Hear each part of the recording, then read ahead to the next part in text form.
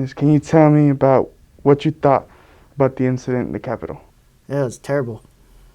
It was a shock. When did you hear about the incident? During a lunch that day, it was texted to a friend texted another friend, said, hey, do you know what's going on? Did you see the news? And I had no clue. Then I started looking into it, and I was like, wow, they actually stormed the Capitol. What kind of impact do you think the incident had on people? That is a very polarizing incident, and it can only separate or drive a wedge in between our country. How would you feel if you heard that a student of ours was in the incident? One, it just depends on what they did. One, I would be proud that, hey, they're protesting and exercising their First Amendment rights. But if it escalates into looting, rioting, and violence, that's not protesting anymore. You know what I'm saying? Like, I'll be proud of you to have your voice heard and want your voice to be heard. But then when you loot, pillage, riot, cause violence, that's not protesting anymore. How do you feel that the police handled the incident? One, I didn't think they should have let them in, But, they get orders. I have no clue. I wasn't there to know what was commanded. How do you feel the students and teachers at this school should do to better our divided country? Listen. Just be open-minded. Don't jump to, I'm right, you're wrong. Just people want to be heard and respected.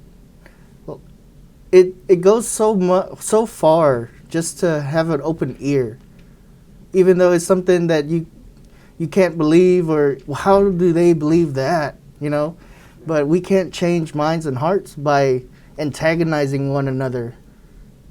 And if everybody can become a bit more understanding and just want to listen and understand, hey, okay, that's how they believe, and I'm not going to jump down their throat and argue with them. Just listen. Maybe they would be receptive to how I feel about the situation. Some people would describe the actions of the protesters as terrorist-like. What's your stand on that? Yeah, it could be classified that way. It just depends on what side of the aisle you sit on. The rioters believe they're patriots, right? When we had to fight the UK off to earn our independence, they called us terrorists. It just depends. It's just a label that you can put on anything that you oppose to make you more virtuous. So, how would you react or prevent students from arguing about this issue? One, I would separate them and let them talk to me. Because if both parties are upset already and their emotions are elevated, nobody's listening. So if I can at least separate them and have them talk to me, and I'll be the ear for them to vent and let out what they want to communicate, then I can go talk to the other party, let them vent to me, and then hopefully we can come to a resolution. But my goal at that point, if it's between students, is to separate and get them to calm down. And then, hey, I get you, I hear you. Go ahead, let me know what's on your mind, what's on your heart. And hopefully we can resolve things that way, peacefully. Is there anything else you wanted to add about the subject to any of the people watching? Or one, if you want to protest, fine. That's great. I'm proud of you. Express your First Amendment right. It's in the Constitution for you to get your voice heard. Just don't be a sheep in the crowd and follow the crowd to when property starts getting damaged, things start getting burnt and become dangerous. I don't want you to get put in danger.